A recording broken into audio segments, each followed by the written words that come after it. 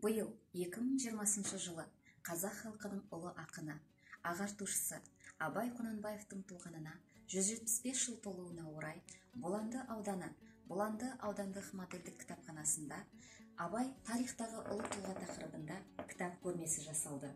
Абай мұрасы адамды адам етіп тәрбиелеудің, жан-жақты дамыған зияткер тұлға қалыптастырудың қайнары. Ұлы ойшыл өзінің шығармаларында адамгершілік, имандылық тәрбиесіне, оқу білімге көп көңіл бөлген. Қорыта айтқанда, Абай атамыздың ұстанған мұраты адамшылықты бұзбау, адамгершілік ізгілік қасиеттерді жоғары көтеру, адам деген ардақты атқа сай болу, болашақ туралы толғаған ойларда аса терең. Ендеше осы тереңдікті жас оқырмандарымызға ұғындыру мақсатында Абай атамыздың өмірімен, шығармаларымен, қара сөздерімен танысып, Абай атамыздың өлеңдерін оқуға барлық оқырмандарымызды шақырамыз.